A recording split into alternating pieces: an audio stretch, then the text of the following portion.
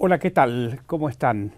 Bueno, la realidad política, vamos a conversar, a dialogar con Marcos Novaro, sociólogo, politólogo, reconocido, buen analista de la realidad. Marcos, ¿cómo estás? Daniel Mushnik te habla. ¿Me estás escuchando, Marcos? Yo te escucho perfectamente. Bueno. Quisiera hacer una pregunta directa para entrar un poco al juego de la política, ¿no? ¿Cómo viviste el tema del manejo de la mayoría en el Parlamento con el caso de los conjueces? Bueno, hay toda una discusión sobre si es legítimo aprobar esta decisión con mayoría simple, Uh-huh.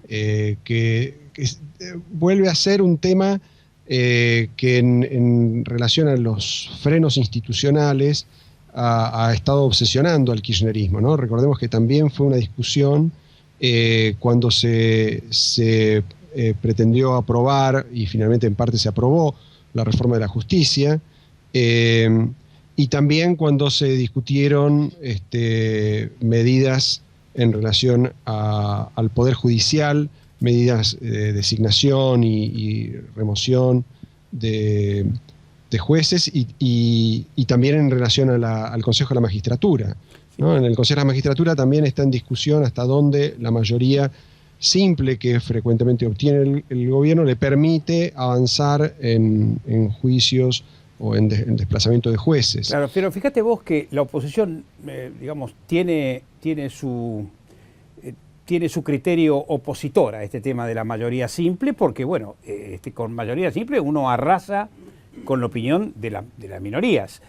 Y la mecánica que correspondía legalmente era lo que está planteando la oposición, y no lo que hizo el gobierno, no lo que hizo la mayoría del gobierno, ¿no? Sí, no, sin duda. El oficialismo tiende a reproducir acá la lógica de que si hay una mayoría simple alcanza para decidir en todo. Claro. Y los mecanismos de protección de las minorías, como las mayorías especiales, digamos, que exigen que las mayorías cooperen con las minorías, negocien, claro, y encuentren alguna forma, digamos, de transacción que incluya a por lo menos parte de las minorías, sobre todo en temas institucionalmente delicados, como es la designación de jueces, como es las reglas de juego, por ejemplo, electorales, y me parece que en todos estos terrenos el oficialismo ha mostrado el perfil de su estilo de gobierno, digamos, que consiste en tratar de sacar provecho de mayorías mínimas para imponerse en todo, digamos, ¿no? Y creo que va a seguir intentándolo, sobre todo porque a pesar de que perdió las elecciones del 2013, no perdió la mayoría legislativa. Claro. Y entonces creo que va a tratar de usarla en estos terrenos institucionales, porque son mecanismos que les permiten, o cree, por lo menos apuesta que le permitan, después de 2015, retener algo de poder. Claro. Marcos, ¿cómo estás viendo esta presentación de UNEN? ¿Cómo estás viendo esta conjunción de fuerzas? ¿La estás viendo desde un punto de vista positivo? ¿Les falta mucho para modelar una oposición criteriosa? ¿Cuál es tu opinión? No, a ver, creo que esas fuerzas en general aprendieron, o da la sensación de que aprendieron, de lo que fue el fracaso de 2011, ¿no? Después de haber intentado cooperar y formaron en su momento el Acuerdo Cívico y Social, y por su lado otras fuerzas también formaron coalición en la disidencia del peronismo, ¿no? Recordemos la unión entre los peronistas disidentes y el PRO. Después de eso, en 2011 se produjo una gran fragmentación, ¿no? En parte porque las perspectivas de competencia electoral eran malas, y entonces prefirieron tratar de conservar lo propio a participar de coaliciones que de todos modos hubieran perdido probablemente las elecciones nacionales, pero además por un espíritu, digamos, muy faccioso que los había llevado a enfrentarse en el momento en que tuvieron poder relativo, digamos, pero algún poder en el legislativo, ¿no? Recordemos que el Acuerdo Cívico y Social fracasó antes de las elecciones de 2011. Ya a fines de 2010 ya prácticamente ese acuerdo no existía. Estaba Carrió por un lado, los radicales por otro, y el socialismo y otros grupos de centroizquierda por su cuenta, digamos. Me parece que después del fracaso de 2011 creo que aprendieron y han ido reagrupándose. De todos modos, le falta mucho a las fuerzas de oposición no peronistas para tener, digamos, la posibilidad de formar una mayoría, porque vienen de muy atrás, ¿no? Tienen muy poco poder institucional, más allá de la representación parlamentaria, controlan muy pocos cargos ejecutivos, ¿no? A nivel nacional, uno podría decir, son un remedio de lo que alguna vez fueron tanto los radicales como los grupos que se desprendieron del radicalismo, ¿no? En su momento, Gen, por ejemplo, en la provincia de Buenos Aires tenía varios intendentes, ahora creo que le queda uno solo. Sí, sí. Entonces, me parece que tienen mucho que recuperar y es muy difícil que lo vayan a hacer de golpe, digamos, ¿no? Tal vez la ola de simpatía hacia la oposición que se está viviendo por el declive del oficialismo alcance para que recuperen algo de lo que perdieron, pero va a ser muy difícil que lleguen, por lo menos solos, a formar una nueva mayoría, ¿no? Sí. ¿Te parece que es medible esto que llamás declive del oficialismo? ¿Es medible? ¿Hay algún parámetro? Mirá, yo creo que es medible. Mientras ocurren estas cosas, mientras ocurre el declive, que es observable, pero que no se puede medir, digamos que hay sectores del oficialismo que cada vez más penetran dentro del Estado y que es muy difícil evaluar hasta qué punto se adueñan de los territorios del Estado. Bueno, está bien, es cierto, digamos, que creo que va a haber un poder residual del kirchnerismo importante, ¿no? Probablemente conserven una bancada legislativa, van a tener peso en muchas áreas de la administración pública.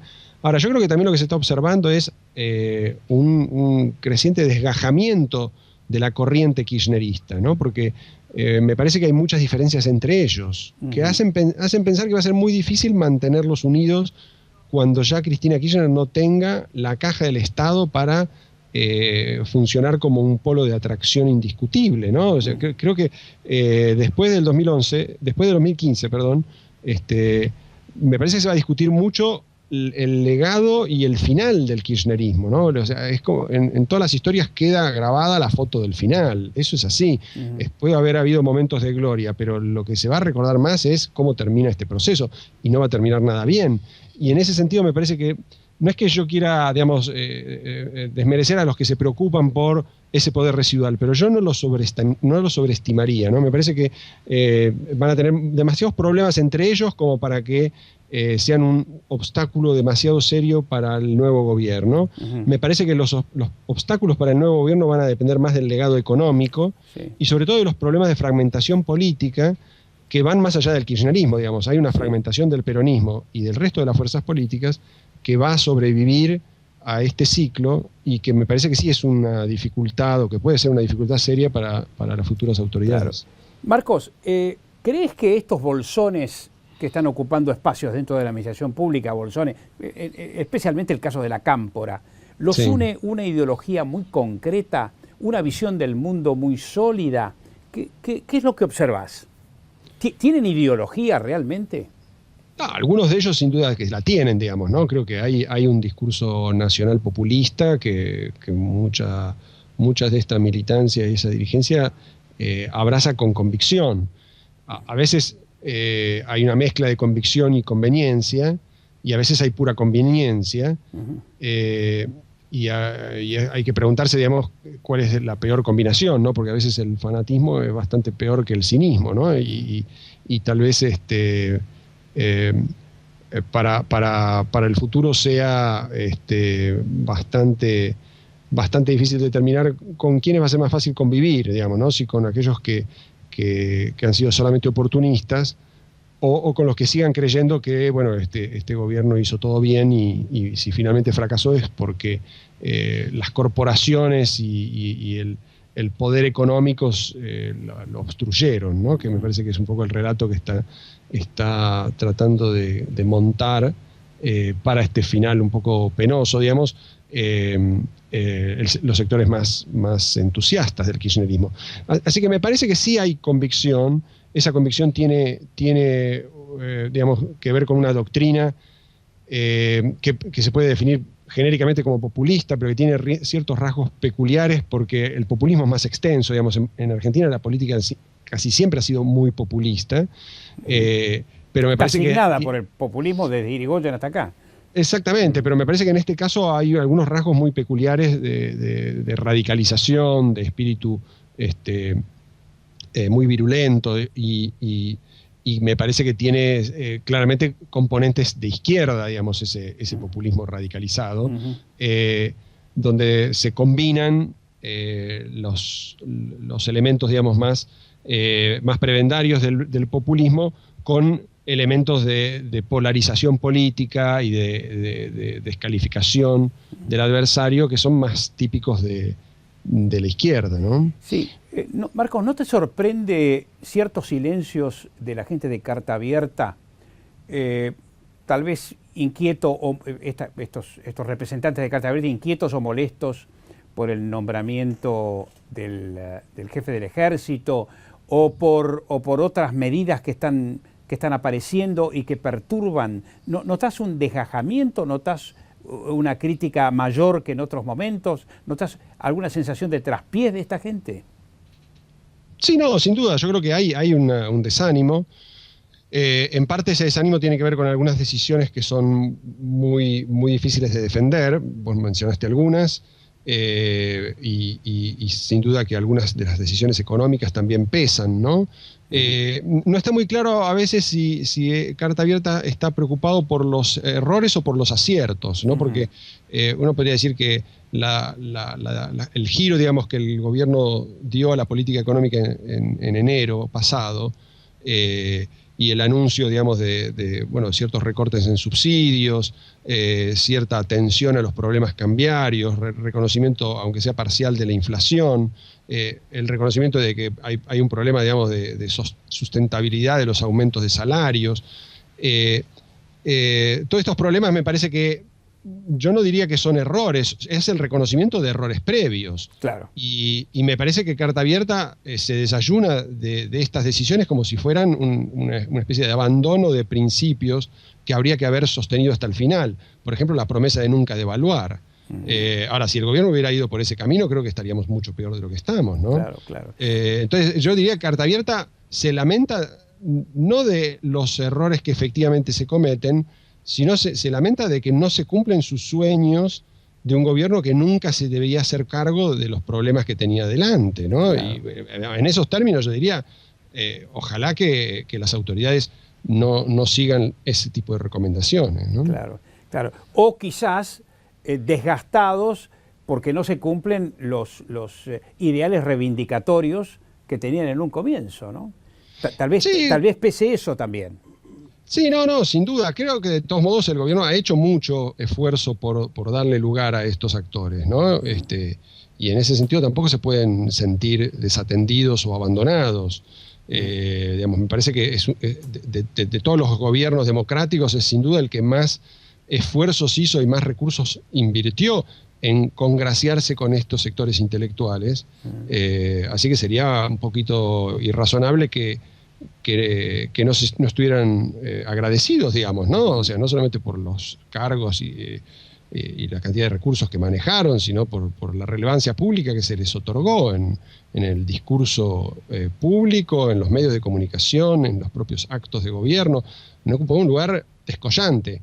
Claro. Ahora pareciera que le están complicando el trabajo de un mínimo realismo, de imponerle un giro más realista a la gestión económica y a una transición política que necesariamente supone acercarse al peronismo. Entonces me parece que en los dos aspectos en los que el kirchnerismo finalmente está haciendo algo más o menos moderado, mal o bien y a disgusto y a trompicones, pero está haciendo un giro hacia el realismo, Carta Abierta sale a deslegitimar esas decisiones. Me parece que es una muy pobre contribución al gobierno que ellos dicen defender, ¿no? Así es, así es.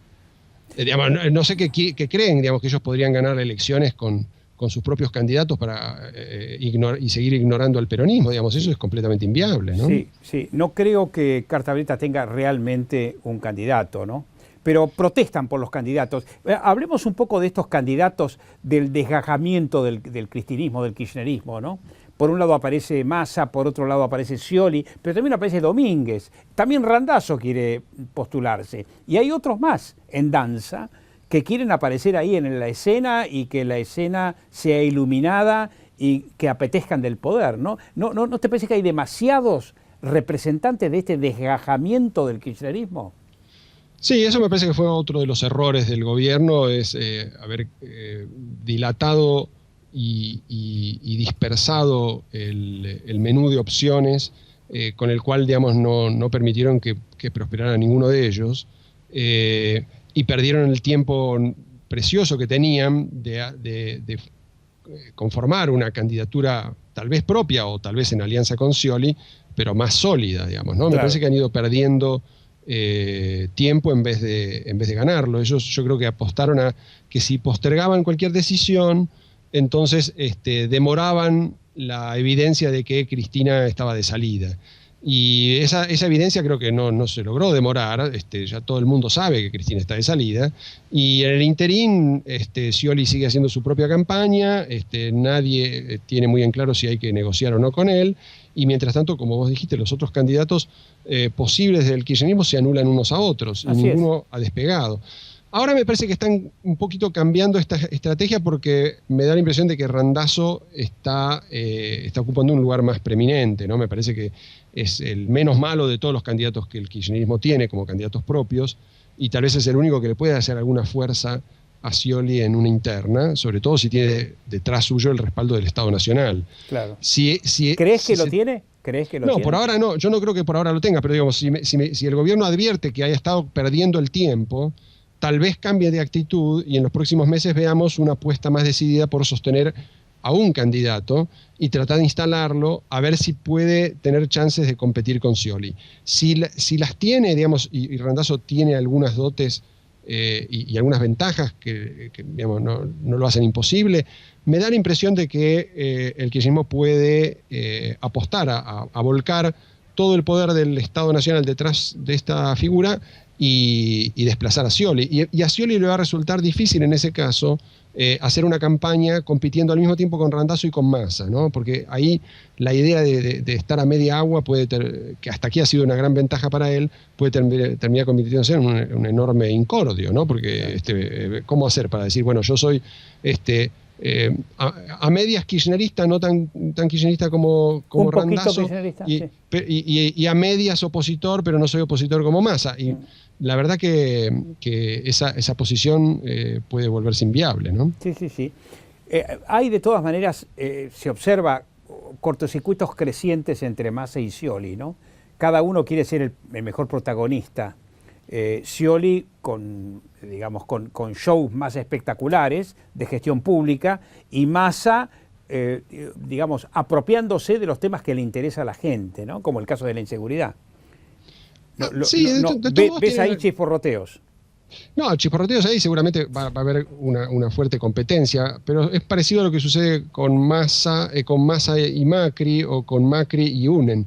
Todos compiten por un votante que es muy moderado, que está ubicado bien en el centro del espectro político, que quiere cambios pero no cambio total, que quiere rescatar lo bueno de este ciclo pero terminar con lo malo. Más o menos todos van a decir lo mismo y me parece que ahí va a darse una competencia que es típica de las situaciones en las cuales más o menos hay un gran consenso sobre lo que hay que hacer y lo que se tiene que dirimir es quién es capaz de hacerlo, digamos, ¿no? Uh-huh. Que es la competencia no polarizada, donde las figuras más extremas tienden a tener menos chance, ¿no? Claro. Y me parece que eso va a llevar a una competencia muy intensa entre todas estas figuras. Sí. Habrá que ver cuál hace mejor su papel, ¿no? Sí, yo creo que es muy prematuro preguntarte qué avisorás para el resto del año, ¿no? Con mundial, con mundial, sin mundial, con crisis económica, sin crisis económica, con recesión, sin recesión. Pero ilumíname un poco qué es lo que te imaginás que pueda pasar en el tablero político de aquí a fin de año. Mira, yo veo el tablero bastante estable, ¿no? Hay mucho movimiento en la superficie, hay mucho chisporroteo y mucha sobreactuación de de una campaña que mucho parece conventillo también, el caso de la carta del Papa. También, digamos, mucho espuma, digamos, pero no veo muchos movimientos subterráneos, digamos. Me parece que el peronismo está más o menos inmóvil, esperando. Hay acercamientos por aquí y por allá, más avanza un casillero cuando se encuentra con De la Sota, pero no avanza con movimientos de intendentes, y Scioli logra instalarse como un jefe o un primo inter pares de los gobernadores peronistas, pero tampoco logra mucho más que eso. Y lo mismo pasa con Macri y Unen, que se instalan, pero no avanzan más allá de lo que ya tenían, digamos. Entonces yo creo que el panorama va a estar relativamente estable, y va a depender mucho de lo mal o bien que termine el año económico, que esa situación de relativa estabilidad empiece a inclinarse a favor de uno u de otro, cuando arranque la competencia en serio, que va a ser entre fines de este año y principio del que viene. Y ahí me parece que sí va a haber un momento de definición, digamos, ¿no? Yo creo que el año que viene va a haber elecciones todo el año, va a haber elecciones desde el principio con comicios provinciales ya adelantados y que ya están programados, y me parece que la carrera ahí se va a lanzar en serio, ¿no? Sí, en tropel. Bueno, claro. Marcos, gracias siempre por tu lucidez, ¿eh? No, gracias a vos, que sigas bien. Muchas gracias.